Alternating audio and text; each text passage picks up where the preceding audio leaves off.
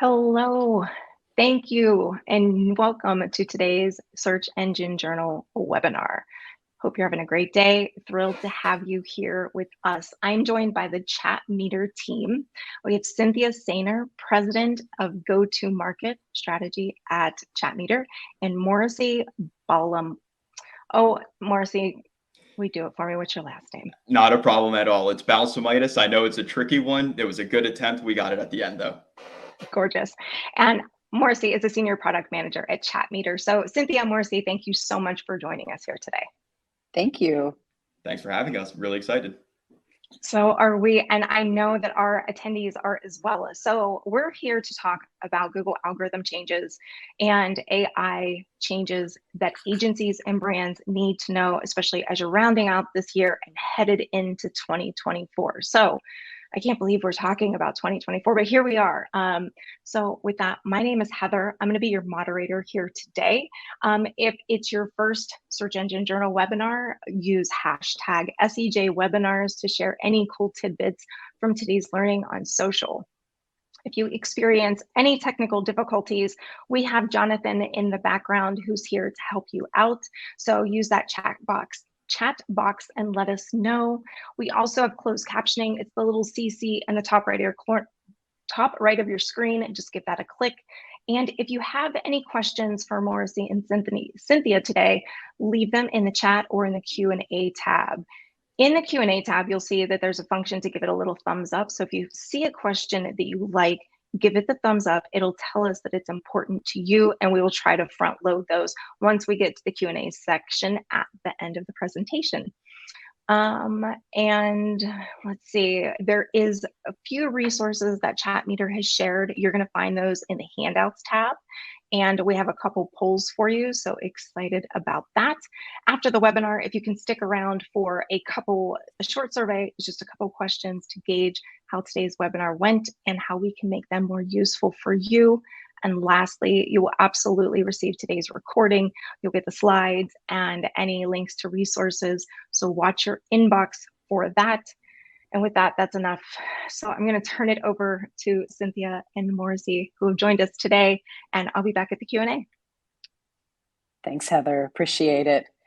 Okay, so let's go ahead and just a quick introduction. I mean, we are coming from Chat Meter, which is the brand intelligence company that helps you reimagine those customer connections. So we're doing that through reputation management and all of these great AI deep listening tools that we'll talk about today, specifically with multi-location brands. So really allowing brands to drive deep impact and agencies to help those brands drive deep impact. My name is Cynthia Sainer. I'm with Chat Meter as president Go-to-Market.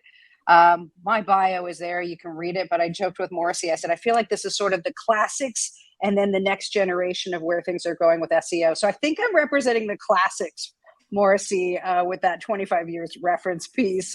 Just for context, I serve as executive sponsor with a lot of large brands, helping them manage their SEO, and really appreciate that. And since I'm seeing so many people calling out here, I am calling in from San Diego, California, and then I'll go to my opposite coast here, Morrissey.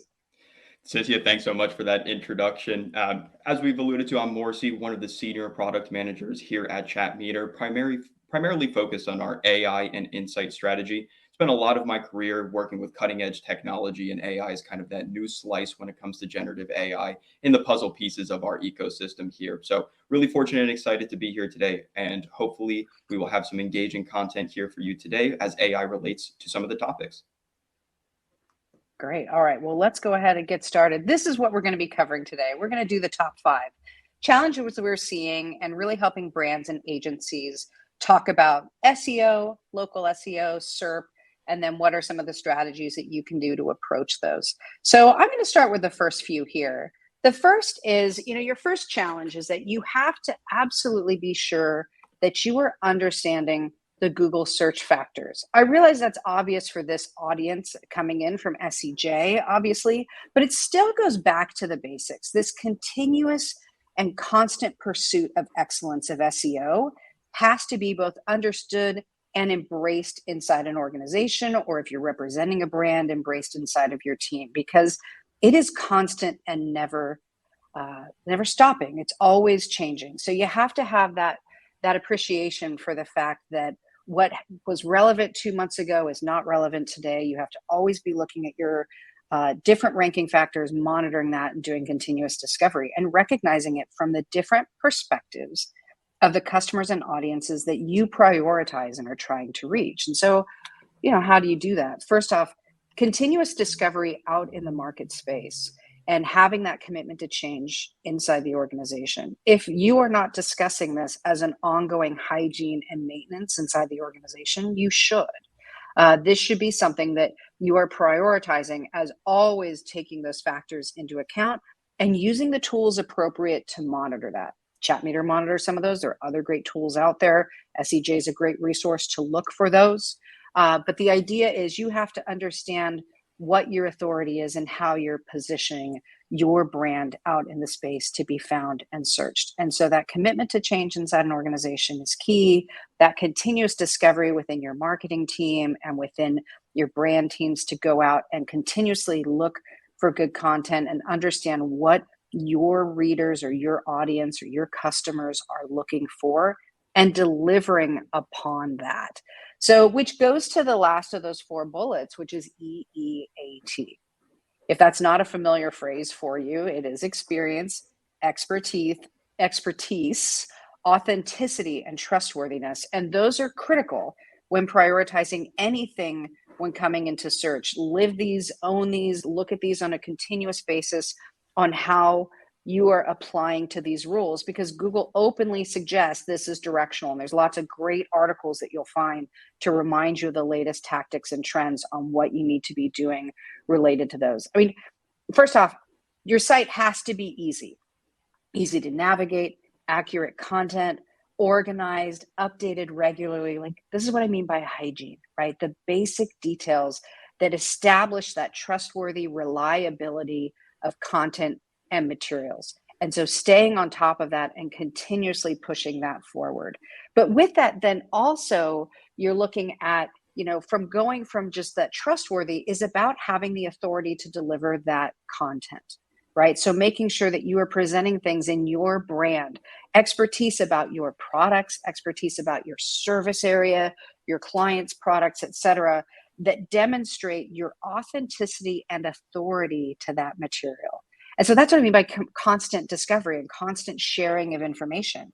It can't be, we updated our website last year. This has to be something that is continuously added and organic and changed while being organized and easy to find, right? So back from trustworthy and authority, and that expertise needs to be demonstrated. If you have thought leaders in your organization, have them share materials, not just on your site, but now stretching outside of your network and making sure that you are sharing articles and materials and things about your products and sites that will route back, and backlinks still work, right? So making sure that you're having that go in back for that expertise. But that last E, which is the first one in the front, has been added more recently, and that's the word experience. Anything that you can change and share about the experiences in your locations as to how things are working or about your service and what you're delivering. These are the content components from your users, from that user-generated content, social media posts, reviews, responding to reviews, engaging, having local photos that are shared not by you, but by someone actually experiencing your brand in person or experiencing that engagement in person to where you can share that by people, by humans. And we're going to talk about AI in a minute, but this is the human piece, right? Of connecting and making sure that people are sharing their thoughts about engaging with your brand and building that authenticity. Experience is important. If you don't have user generated, then generating inside of your teams and making sure that you're building that material and sharing that experience. Remember that so much of the market is impacted by third-party feedback and experience. 79% right now is what's suggesting is that user-generated content is driving people's decisions. Those are reviews and testimonials and photos and even hashtag contests and any of those things that will drive that, which then it's just only strengthens the expertise, authority, and trust that you're developing. So always monitor those. Be sure that you're doing the basics. This is the hygiene and the fundamentals that have to be understood, and you have to have this like a regular workout routine in your business at all times. Going from there, we like to take things local because you have to understand what's happening on the ground and optimizing for local. Just because someone knows your national brand doesn't mean that when I type in your brand near me or your product near me, that you are going to rank. And so it's very important that you monitor what's going on at each and every local touch point of your brand to really drive local SEO. So the basics, accurate and effective listings, right? Name, address, phone number, website, all of those key components to be sure that it's accurate and it's directional for your clients. They need to be able to find, engage. You're managing that on behalf of your brand. You need to be sure that those are claimed and monitored and looked at regularly. Be sure that you're reviewing the content inside of those listings, like photos and reviews and all of that, and how that points in to then connect out to comprehensive local pages. Store finders with directories and having individual pages builds that expertise, builds that reach, shows that local experience while also driving back to the corporate site overall. Which goes back to that unique and evolving content. If you can do that locally, the best way to do that is through reviews. Local photos, local reviews, testimonials, things that people are sharing at each and every location. And then user-generated content to really drive that experience. All of that goes into the local search side of it and how important it is to drive those components. That optimization will not only rank your national brand or your global brand, but will rank each and every location, which is that final moment of transaction, right, with a customer when they're trying to engage with the business is local. So never forget about the local SEO component when looking at your global SEO strategy. So that's challenge number 2. Challenge number 3 goes into actually engaging with that content yourself. Reviews are not just for passive data collection. There's so much to do with this content and with the materials. You should be responding to each and every Google review. There's endless articles that suggest why review engagement is a key driver and suggested directional component for how Google is determining rank. And that's happening with other sites as well.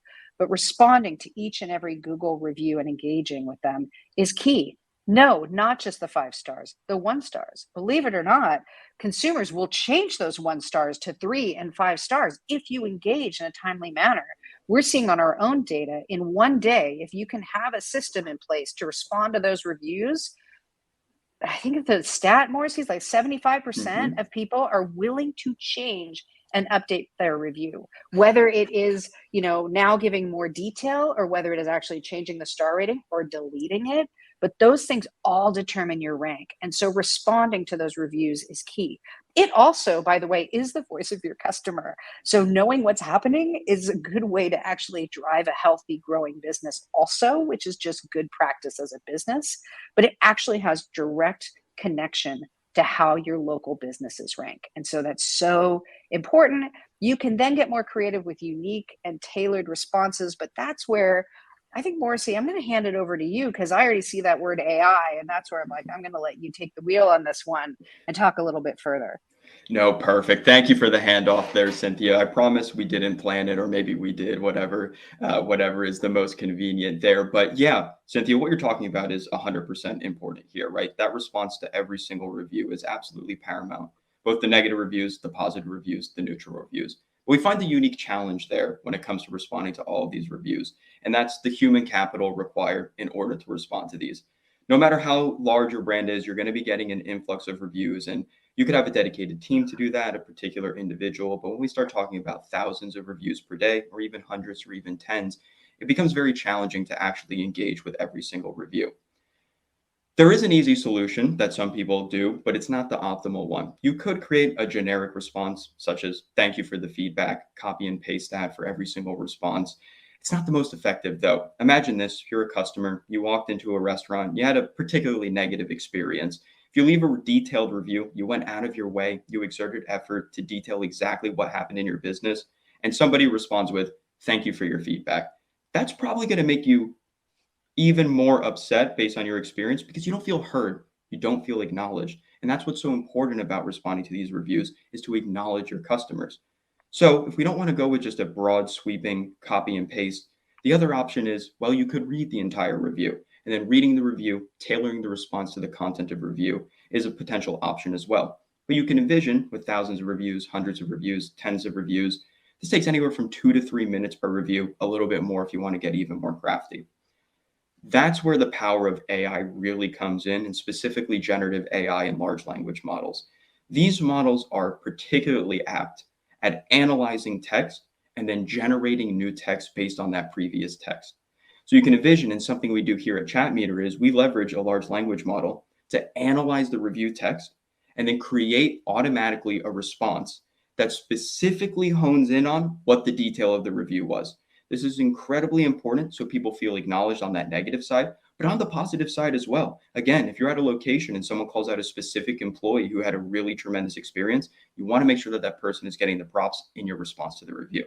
So leveraging AI, we're able to improve the efficiency dramatically. What once took 2 to 3 minutes now takes 10 to 15 seconds. But the important thing to note here is that, and I'll say this throughout the conversation today, AI is not a replacement for humans. It is another tool in the basket that employees, that people can leverage. We want to ensure that we're always having an AI and human synergy. We want it to be synergistic. We want them to be working together. So how does this kind of fall into the place of responding to reviews? Ideally, you generate a review leveraging AI. You have a human go in there to either audit or review that response before it's published. And this could be for a number of factors. One, you want to make sure it's actually accomplishing the use case and acknowledging exactly what the person is saying, although it's pretty good at that. But the second part is you want to be able to edit it. Maybe you want to call out who is responding to the review as part of the name. Maybe you want to add some sort of boilerplate language that you do typically do at the end of each response. Having that power to work with the AI and edit those responses is absolutely paramount to ensure that we're achieving the exact use case that we want to here. So overall, when we look at this challenge of reviews requiring engagement, this was a significant challenge even a year ago that was challenging to address. But with this explosion of generative AI, we're improving efficiency, we're being more creative with our responses, and allowing our customers to feel heard and acknowledged. Speaking of engagement, we don't want this to just be a one-sided conversation. So we do have a couple of polls that we would love everybody to respond to here. We've got a sequence of 3 polls. The first one being, what industry do you work in? We're really interested in figuring out where on the spectrum people are coming in from. Are you an agency or reseller? Are you a brand? Are you a service? Or maybe you're a combination of a few or something entirely different. We have other as an option as well. This is incredible to see because AI applies to all industries. It's not selective based on the industry that you're in. So it's really beneficial in order to have that comprehension there. As we jump, yeah. Sorry, Morrissey. We've got, so just to give you some numbers on this one, with 57%, well, down to, okay, 50% agency or reseller, 58%, 21% brand, and 19% service. Everyone else in other, but 50% agency or reseller and 20% brand. That's incredible. Thanks for sharing that information. So we've got a bulk in the agency section, but we've got a nice distribution across the other areas. And I think that's great. As I kind of alluded to before, these AI topics that we're talking about are applicable to across all of these industries, even in the grander scheme of things. So incredible to see that we have that sort of diversity there when it comes to the role that people are playing. As we jump into the next question here, we want to see what the role is. Like industries, the different roles also have an application for AI, whether that's client-facing or internal operations as well. There really are a ton of applications that we'll get to in a little bit as it can apply regardless of what your role is here. We think about kind of the typical ones here, right? Social media management, items like that. But no matter what area you're in as part of your organization, it's really paramount. So I'm taking a look at some of the results here. And we've got a wide spectrum, which is what we expected, anywhere from SEO specialists to managers, content writers, marketing directors. I mean, we've got a wide variety of people here. And that's great to see. I promise you that AI is applicable to you no matter what your role is here. And then finally, just the last question that we want to get into is how large is your team? Are we looking at a team of 1 to 10 people, team of 11 to 20, 21 plus? We could get all the way up to 3,000 or something to that effect. But knowing that range is awesome because these efficiency improvements that we're talking about are applicable regardless the size of your team. Looking at some of the results here, we're looking like a nice distribution across the various areas. And this is great to see because when you're in a team of 1 to 10 people, for example, every time you gain efficiency, it's a huge dramatic improvement as a percentage out of your overall team. But even if we look at the 21 plus, we're a well-running oiled machine trying to get those efficiency gains at every step of the way. So being able to see that is incredible. And just as these results come in, there's a nice even distribution. Big emphasis on the 1 through 10, where that efficiency is going to come in, but great to see that we've got some other ones where AI can be applicable as well. We've got a couple more polls coming up in a bit, but we'll go ahead and switch over into the next challenge here, which is we've talked a lot about engaging with reviews and the importance of that. Cynthia has alluded to the importance of having hygiene when it comes to your information there. There's another really big element that's super key, which is consistent content has to be created. And this can take many various different forms, anywhere from the business description on a listing to a social media post. It is paramount and it is imperative that you're consistently creating content. But there are a couple of challenges when it comes to just throwing out that particular piece of information. Like I mentioned previously, AI is a tool and it empowers humans to accomplish so much more. It is additive. It is not a replacement. And I think the really important thing to talk about here, and this is a personal experience that I've had before, but if you're trying to generate content, sometimes you sit down in front of your computer, you get writer's block. I know we've all been there. It's one of the worst feelings in the world. AI, at a foundational level, is an excellent tool to assist you in getting past your writer's block. And this can help you build responsible content. So for example, let's take a scenario. You need to create some sort of proposal. You've got the general idea, but you're not quite sure about all the finer details to start off with. Very easy to feed a model your overall idea, have them create some bullet points, almost like a brainstorming session with the AI, and that allows you to progress further. But beyond just that brainstorming or getting past that writer's block, there's a secondary layer to this, which is the actual ability to generate content consistently and at scale. I think it's really important to note that we talk about creating this content consistently, but there's that human capital bottleneck there as well. Not every person is able to create the number of required social posts, for example, per day or per week. Leveraging AI, you can consistently create social posts or any other content business descriptions in a very effective manner that is related to exactly what you're trying to achieve here. Here at ChatMeter, like our AI review response generation, we also have a social post generator. This is incredible as an application of AI because you're easily able to give it just a couple of parameters. Hey, is this a new product offering? Is this, for example, a special holiday celebration? Give that a little bit of information and then any other details you would want. And as soon as that you click that generate button, you're going to have a brand new social post that is not similar to any other one before, is unique, that is tailored specifically to what you're trying to achieve.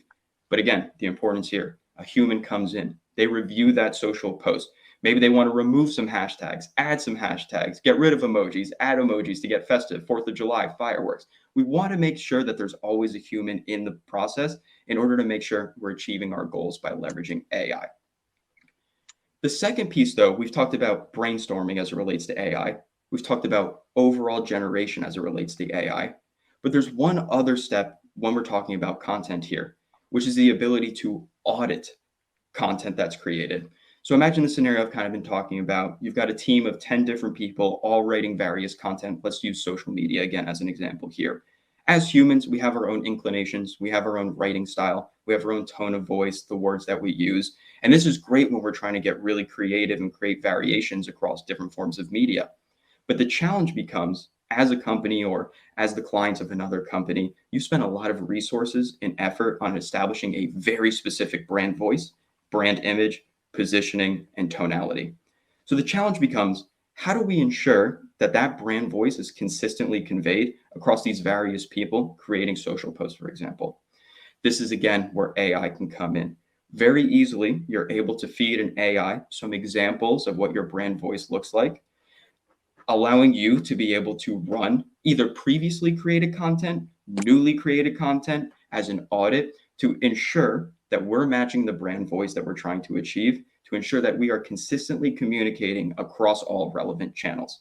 So you could feed it a post, It'll let you know if this is applicable to the brand voice or not, and really have a comprehension to make sure we're consistent there. And this is very scalable, right? We don't have to audit it one by one, go back historically. We can analyze this and exactly understand how our voice is being conveyed when it comes to our brand. Is it appropriate, or do we need to make some changes there?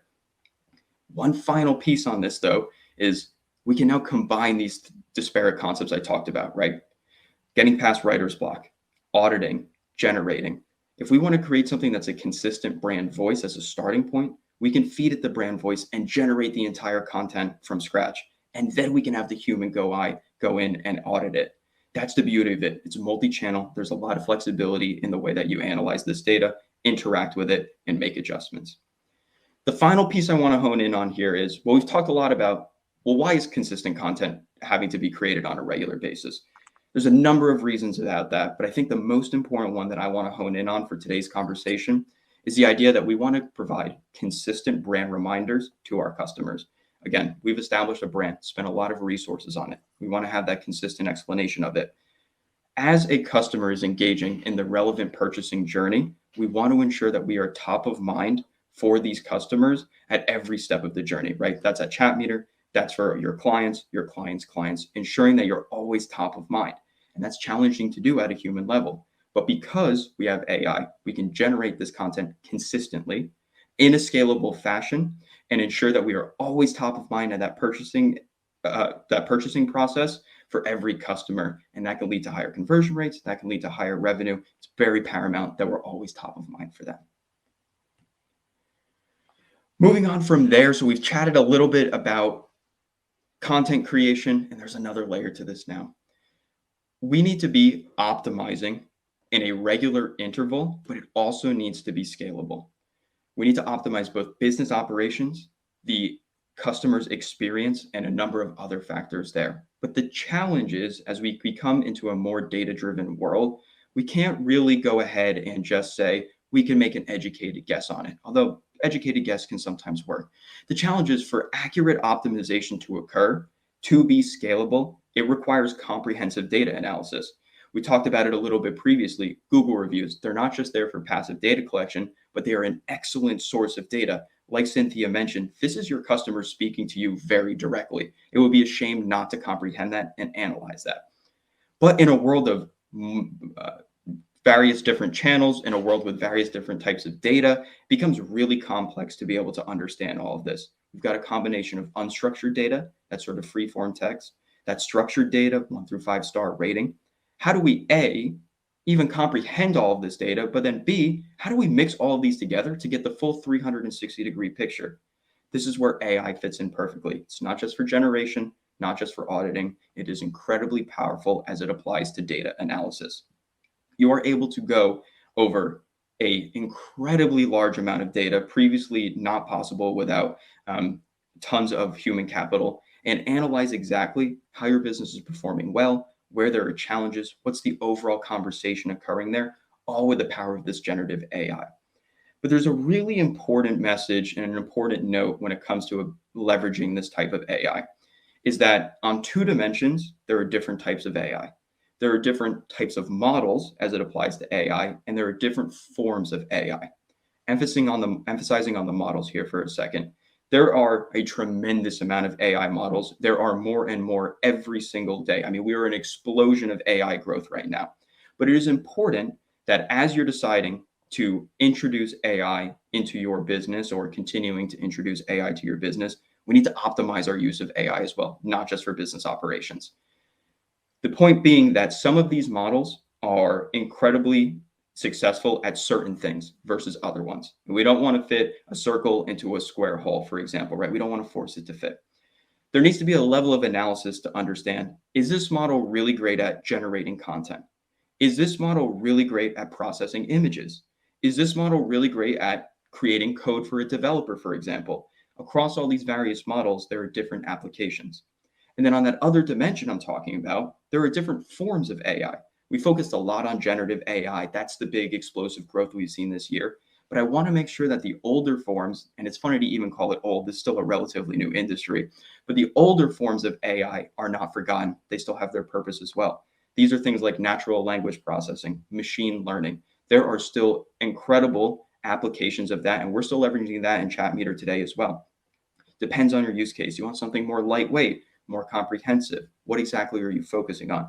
It's incredibly important to ensure that we're combining both of those pieces together to create the overall picture of what we want to do. As a final point about this optimization, I've said it before, I'll say it again. I want to make it very clear. AI and humans work together, and when they work together, that's when we get the highest level of efficiency. So we're combining AI, we're combining human interaction, we're auditing each other, we're brainstorming with each other, and we're building the best and final product. But there's one element that's missing when it comes to AI and human interaction, and that's automation, which is how we can optimize even better. Again, not taking the human out of the picture, but some of these background steps we've been talking about can be automated, made faster till we get to the final picture of the human coming in. So a really good example here. We've talked about, hey, you can take a massive data set, feed it to a model, and get some information out of it. So what we've done is we've effectively automated the data cleanup process, the data aggregation process. But what we haven't automated is taking action, understanding those insights, and making recommendations. And this is where the human comes in, and where they can spend more of their time instead of cleaning up data, they now actually have the opportunity to spend all of that time analyzing the insights the model has generated and coming up with plans of actions on how to improve their business. We are really moving past that more automated stage, things that can be automated, allowing humans to focus on where humans really succeed, which is that analysis, that interpretation, and that ability to actually take action. Hey, Morrissey, can I jump in on that too? We're hearing a Yeah. lot of that from large brands and agencies that are really trying to take advantage of what can the machine learning and what can some of the generative AI do to drive, broader decisions. Think about all the content that you have going out there and all that unstructured data that is being said out there in different directories and different sites about your brand. So it's like, how can you actually mine that in a way that you can create good content and that back to your own authority? Like, use the voice of your customers instead of your language. Find out the things that they're saying and use that to optimize your site so that you're matching their language and their tonality as well as protecting your brand voice. So, I mean, those are some of these interesting things with AI, that it does the deep analysis first so that you can spend the time going, okay, how do I actually create good content for my customers? How do I go in and create things that will actually help you address the rank issues and address areas that you want to be promoting your business? So I just find it fascinating when people really start diving into it. It's like, how do you go in and actually mine information? And automation and AI is such a logical way to do that so that you can move faster, because so many people don't hear everything being said about their business because they don't have time to consume it, and or they're not hearing it because it's in a different language, or it's in a different structure, or it's photos and videos instead of text. So these are ways to actually really pull this information together and take action. Absolutely, Cynthia. Thanks for honing in on that point. I think it's so paramount to understand that all these various channels across different data types can be analyzed as well. So thanks so much for bringing that up. Perfect.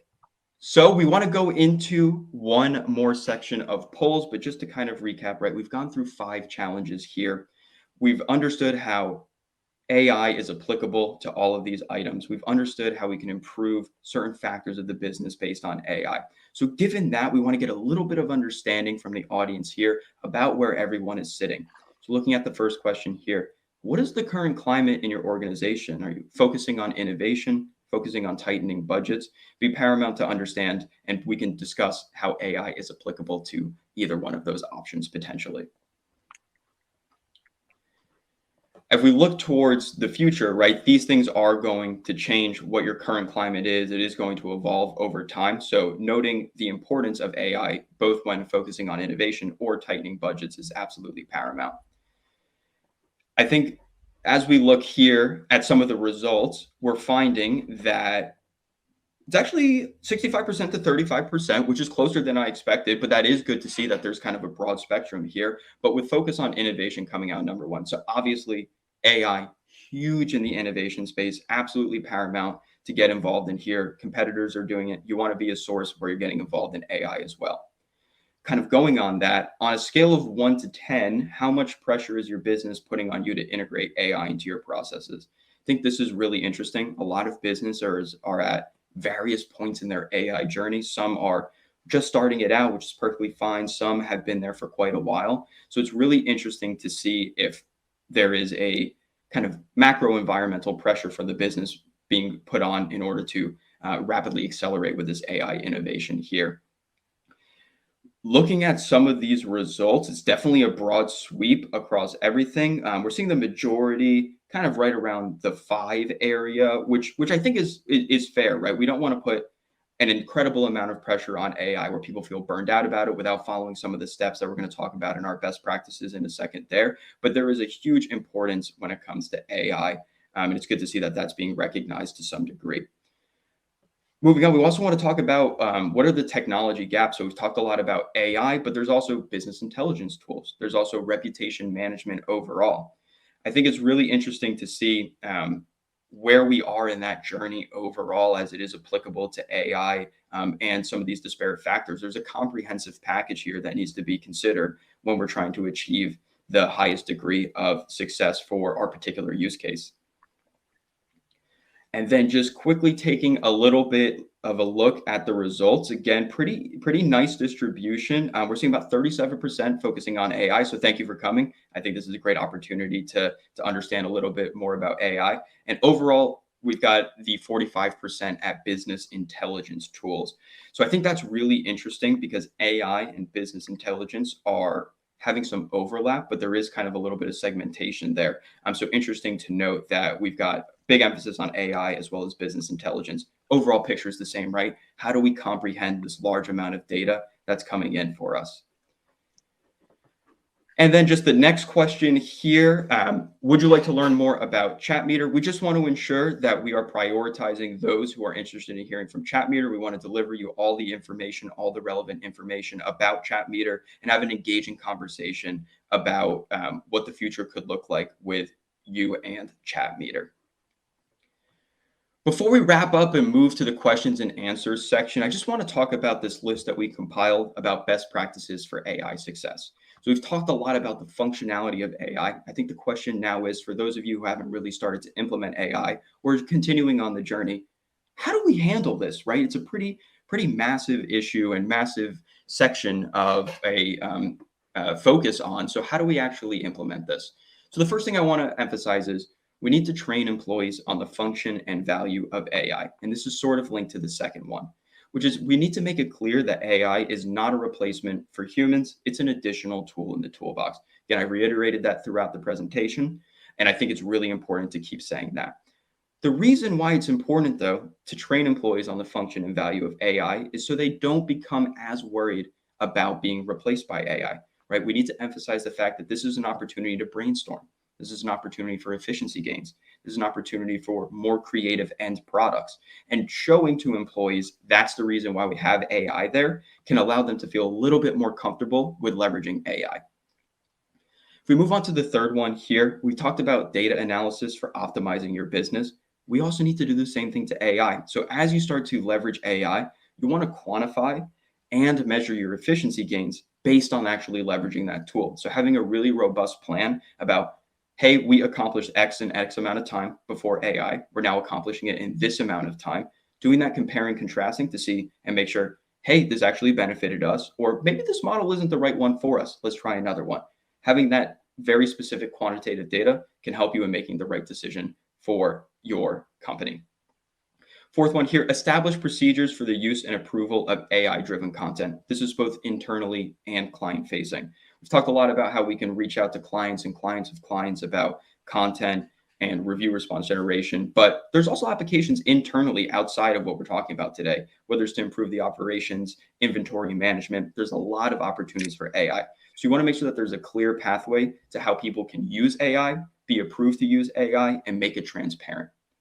And I think that leads nicely into the next point, which is create a plan for building a culture of transparency. People should not feel shamed or confused when they're using AI tools. This is, again, a tool. We wouldn't shame somebody for writing something in a word processor, right? So we want to make sure people are comfortable leveraging AI, but doing it responsibly, and setting up that transparency allows you to have those conversations to ensure that everybody is on the same page about what's expected. And then the final one, which is something we've done at ChatMeter here, create an internal AI council where your purpose is to monitor and ensure the appropriate use of AI. There does need to be some oversight. not only with the individual interacting with AI, but oversight from the humans to the other humans who are leveraging AI.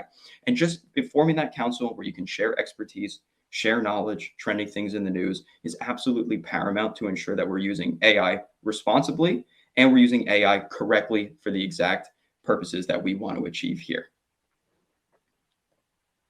Given all of that, I think it's an awesome opportunity to jump into our questions and answers section. I'm really excited to hear from the audience. Again, want to make this a two-way conversation. So curious to see what questions some people have.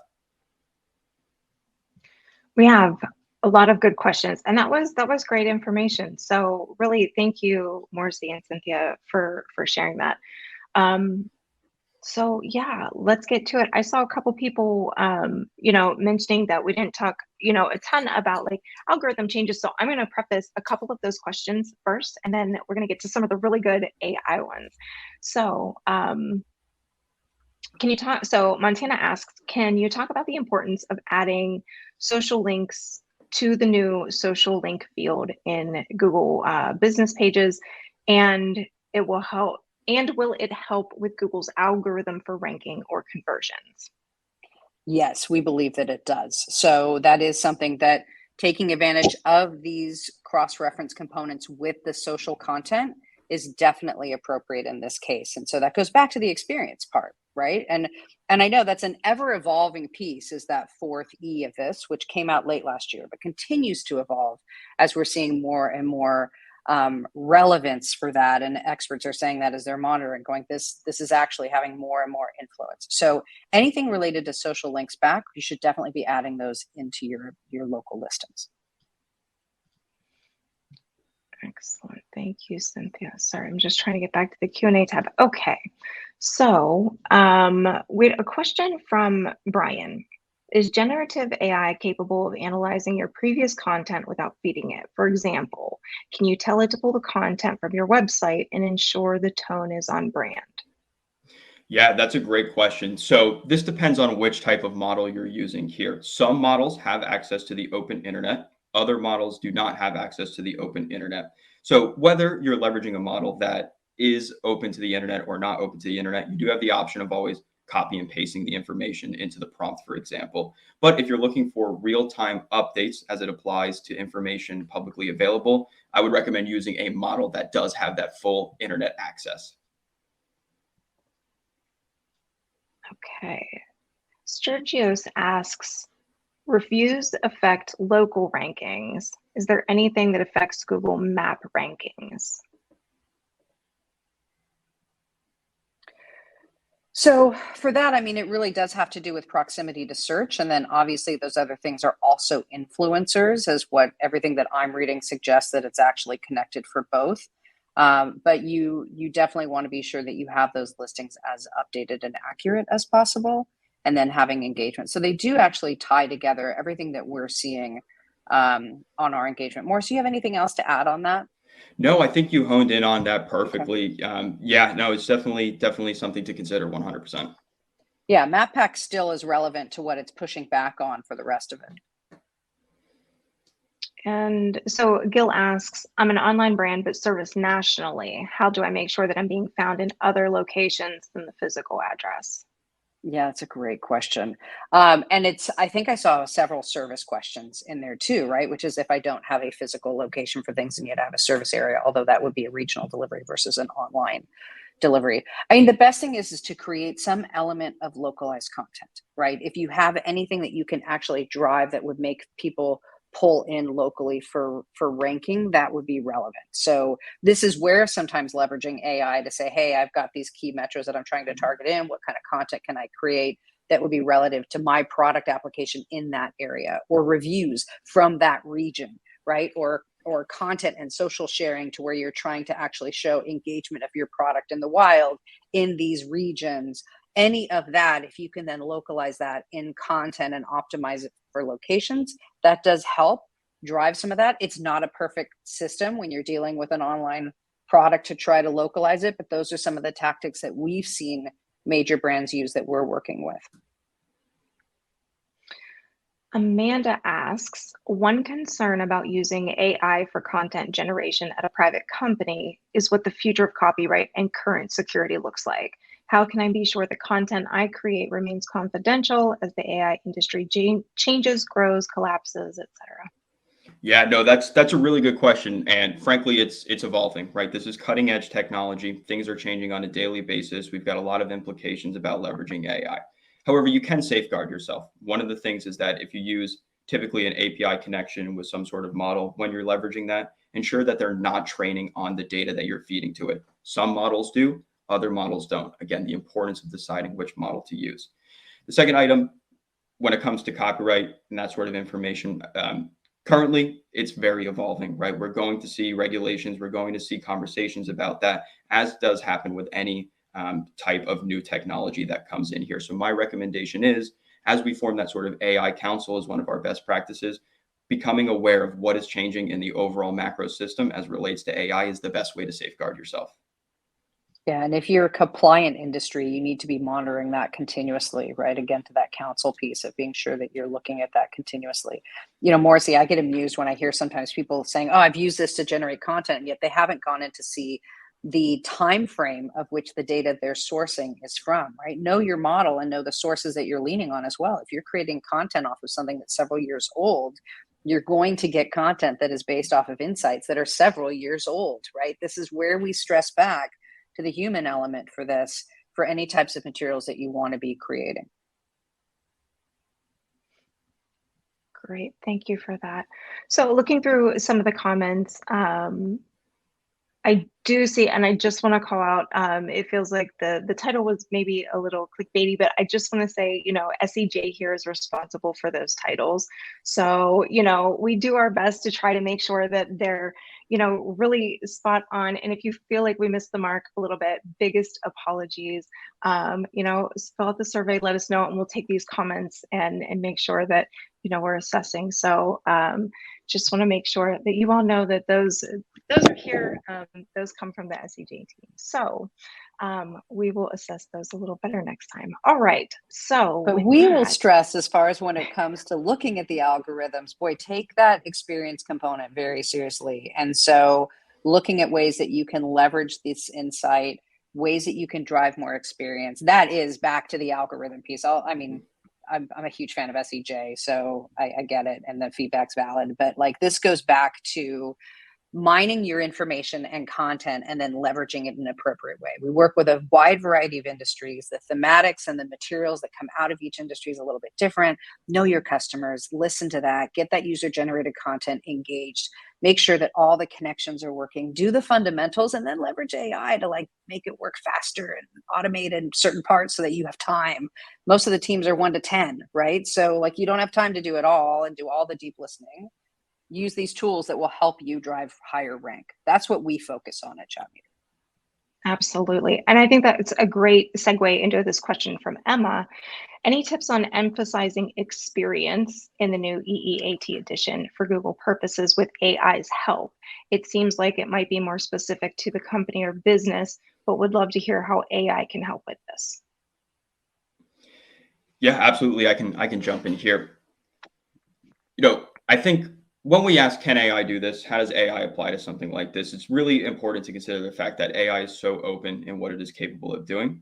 So when you're trying to leverage something like this experience that we're talking about here, there needs to be some sort of concerted effort to figure out how you can leverage AI to generate what's required for that particular thing. So that's kind of what we're talking about with these various items. Is we've got these general buckets: optimization, scalability, that sort of information. When it comes to something like we're talking about the experience here, leveraging AI is just another piece of the puzzle in terms of what it can achieve. It's very open-ended. So as long as you can come up with a scenario in order to prompt it accurately, you'll be able to get that information and help boost your rankings as well.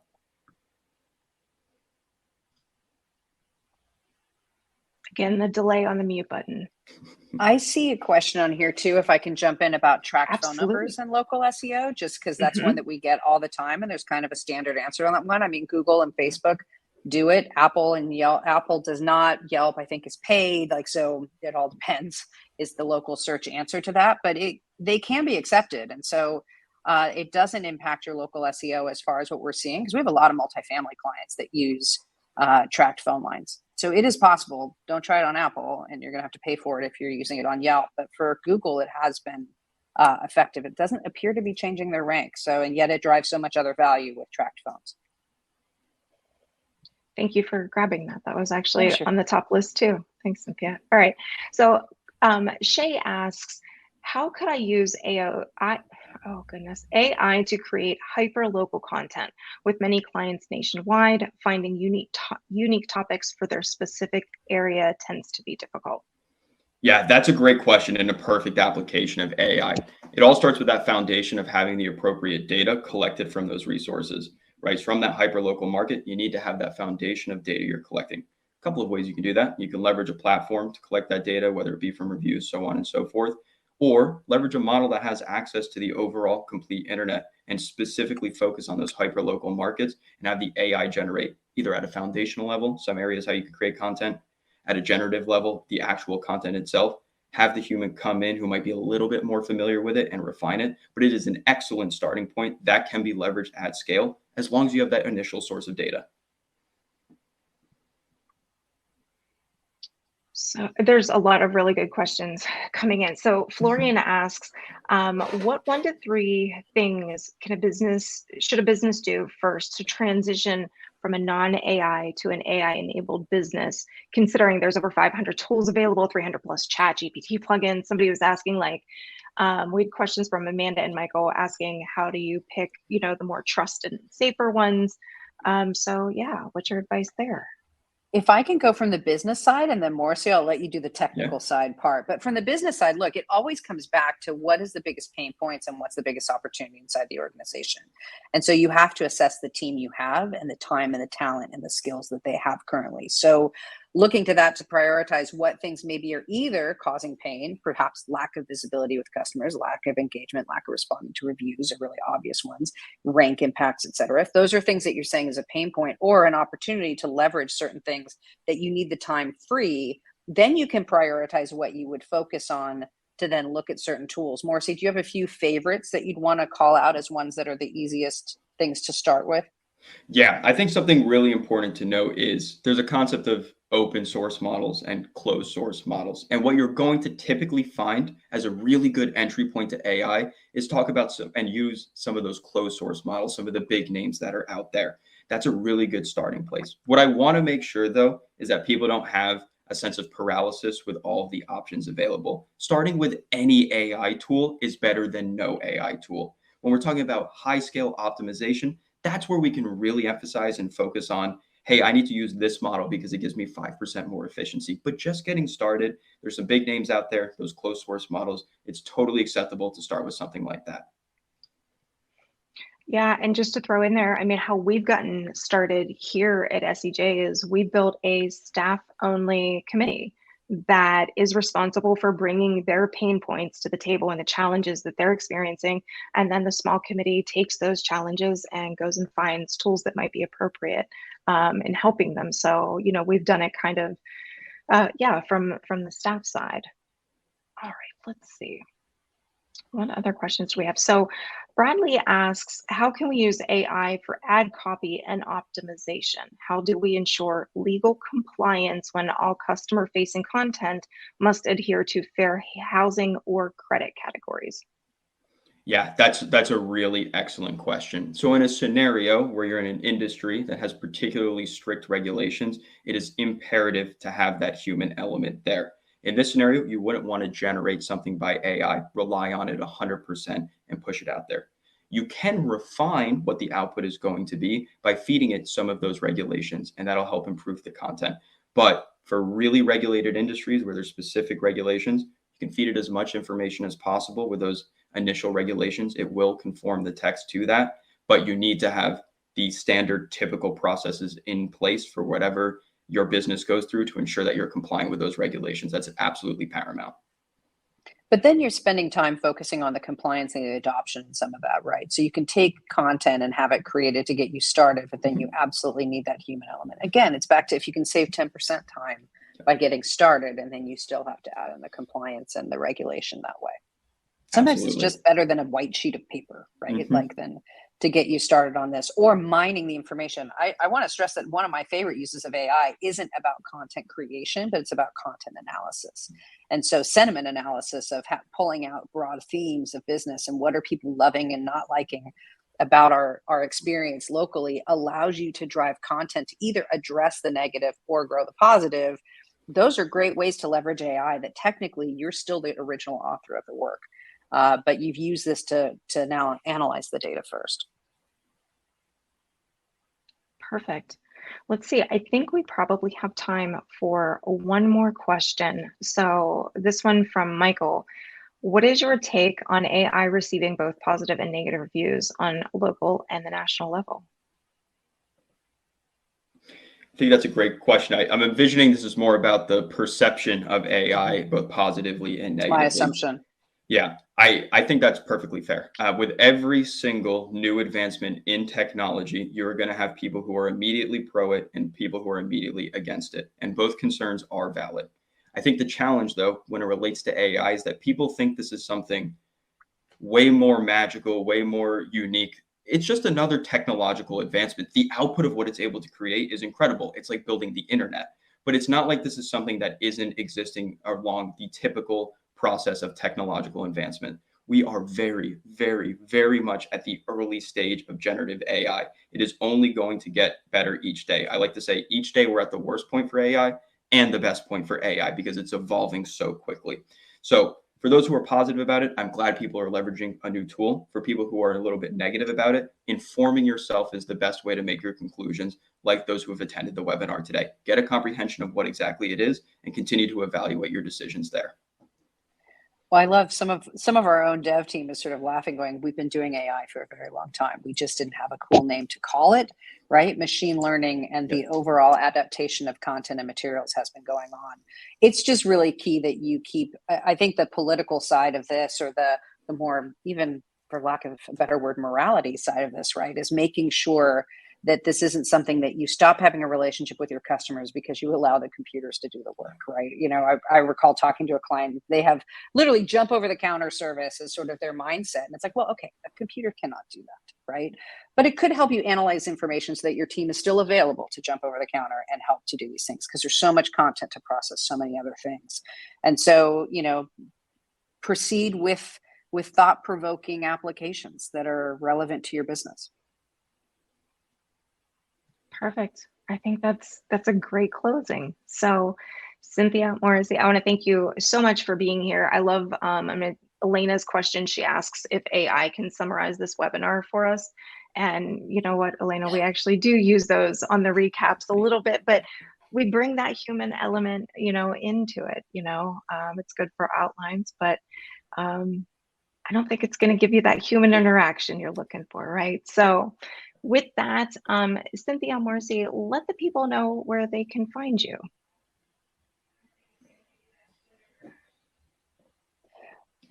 Well, sorry, I didn't actually expect that question. You can find me on LinkedIn. You know, Cynthia Sainer. There's only one of me, so it's not that hard. There may only even be one Morrissey. Who knows? But that's the easiest way to connect. And then obviously, if you're interested in engaging with Chatmeter, you can go to our website and engage to learn more about the products. There's plenty of things to do research yourself, or raise your hand and someone will gladly walk you through. And we can even show you some of our tools and how we're listening to sentiment analysis and monitoring and engaging to drive that E, right? That first part of the experience, and really make sure that it gives you the rest of the EAT going into it. So I would suggest that to start with. Absolutely. Would echo the sentiments. You can find me, Morrissey Balsamitis, on LinkedIn. I'm certainly the only one there with that name. Perfect. I wish I was the only Heather Campbell, but I am not. But she's a very funny lady, so we'll let her have it. All right. With that, thank you both for joining us. Thank you for bringing all the knowledge to our attendees and to our audience. And we'll see you all on the next SEJ webinar. Have a great day. Bye all. Thank you. Thanks, everyone.